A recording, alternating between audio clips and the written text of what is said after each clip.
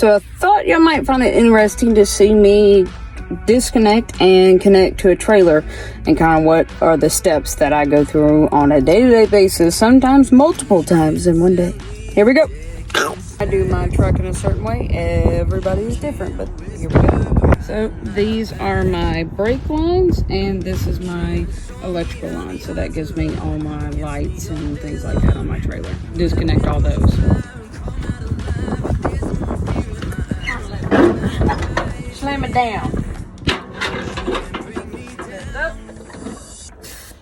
Slam it down.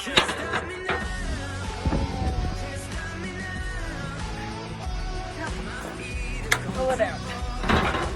All done. And the funnest part of my job, said with sarcasm, I put our landing gear down.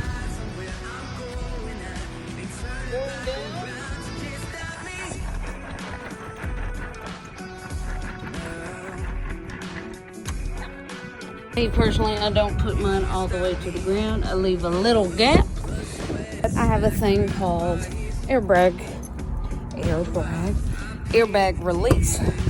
So, see these little bag things? What it does is it takes the air out of those and slowly lowers the back of my truck, which puts my trailer completely on the ground. Now begins the fun part in this handy dandy fancy truck. Sometimes I do have to pull the kingpin release by hand, but with a lot of the newer trucks that I have seen, quote, I have seen, they have them in the trucks. That's where this little sapsucker comes into play. Airbags, that's what this is for. So I'm gonna press the kingpin release. You should possibly hear it. Pay real close attention. There it goes. Now I'm going to lower those airbags and I'm going to press forward. But I'm going to do it very slowly because I don't want to just jam my trailer down. But you will hear it go down. Ooh, that's smooth as a baby's butt. That's nice. See, there's a reason I left a little bit of my trailer sticking up. And this is mainly why. And it irritates the fire out of me when other drivers do this. Go plate. Right there, that is our fifth wheel. There's not supposed to be any gap between the bottom of this trailer and that. Okay, there is a gap. What you gonna do? That's when I gotta come back here and I gotta crank the landing gear down until that gap is gone. Here's the problem though. This is a fully loaded trailer with 45,000 pounds plus a dog food, and now I gotta try to crank the landing gear down. Thank you to the idiot who screwed me over, or the yard dog. I don't know who did it, but I'm mad at one of y'all. Cool thing about our landing gear is we have two different gears when we crank. We have a high gear, which kind of think of it like a mountain bike. So high gear, you pedal and it goes down quicker. Low gear, I gotta turn it more, but it doesn't go as fast. See that little bar over there? Watch it. See how that nut's turning? That's on low gear. 5 hours later, that is what it's supposed to look like. And somebody worked. Now that we did our trucker man's workout, you sit in the truck, you turn the AC on blast, and you drink some water. You're raising. Once I completely back my truck underneath the trailer, I'm gonna do a tug test. What it means is my trailer ain't going nowhere because I haven't connected the brakes. And I'm gonna take my truck and I'm gonna go forward. I'm gonna tug it just a little bit. And that's a good way of knowing your trailer and tractor are connected. Okay. Another thing, when you're connecting to a new trailer, your hazard lights are on. Shay, why do you need your hazards on? Well, you see what it is when I'm hooking up to a trailer, if the hazard lights are going, that test my turn signals on the sides of the trailer and also on the back of the trailer.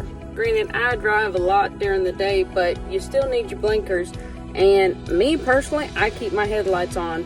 Rain, sleet, snow, nighttime, daytime, does not matter. My lights stay on, because some states you actually have to have your lights on if it's raining, if it's foggy. There's so many different rules in every different state. So if I have them turned on, I'm not hurting anybody. Now we're going to do the same thing, just in an opposite direction.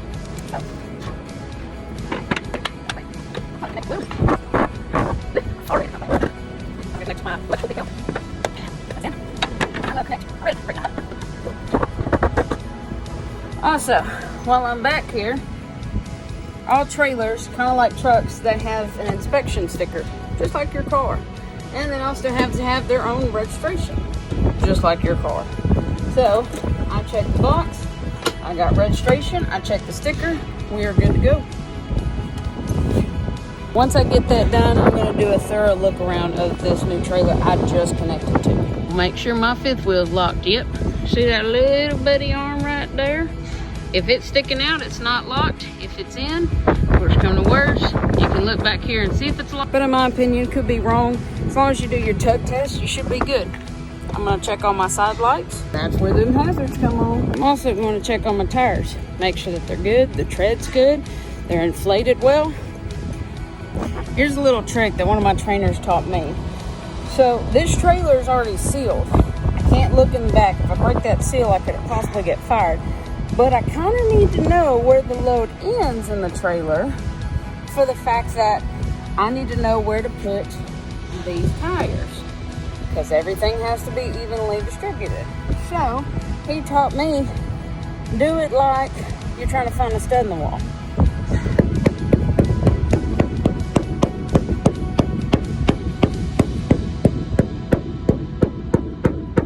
I don't know if y'all can hear it. But my load stops, ironically, where this arrow is. So that's where I'm going to put my trailers, in that roundabout area. This load is 45,000 pounds, so I got to be spot on. Also, make sure my mud flaps are good.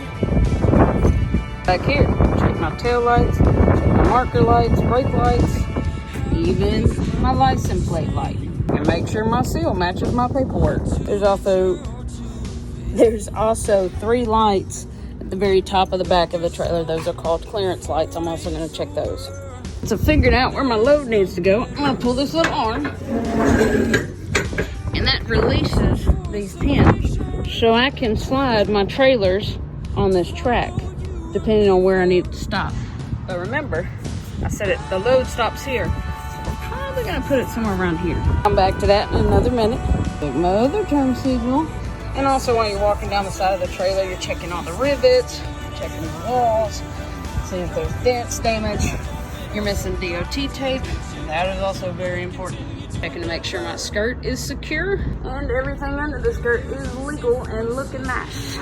Get the hang of this stuff pretty quick, so you can kind of just glance at it. But I thought it'd still be neat for y'all to see what we have to check on every single trailer, or what you're supposed to check. I check it every single time. Once my landing gear is up off the ground, I pull it out and I secure it one way or another. Not to mention, while I'm doing this, I'm also checking my truck, checking my headlights, my blinkers, turn signals, whatever you want to call them, marker lights, all that jazz. Well, Shay's back in the truck. She must be done. Nope, not yet. So now we're going to move those tires in the very back of the trailer, like what I was saying, to make our load legal.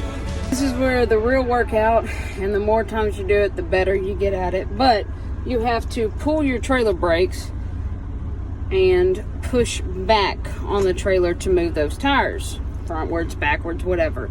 Every state has different laws of where those tires have to be, but all the states that I am aware of, they all have to be legally the same thing. Our front 2 tires have to be around 12,000 pounds. And what I say by around is there's a little gray area where you can go over on those. But the tires on the back of my truck and the trailer tires cannot be more than 34,000 pounds in most states. Well, Shay, you only got 45,000 pounds. Why does it matter? You'll be fine. Well, you see, my truck alone with a half a tank of diesel and all my food, my bed, my clothes, medicine, etc., etc., and an empty trailer is 32,000 pounds. So if I add 32 to 45, we're coming up to 77. And my truck and trailer fully loaded cannot be more than 80,000 pounds. That's where the math comes into play. So people that say truckers are dumb, we got to do a lot of math. All right, let's go see. Let's go see where we're at. So the arrow, like I said, that's where I stopped hearing the noise. And that's where my last trailer is. My last tire is. So I'm going to come down here and I'm going to look. I can tell you right now,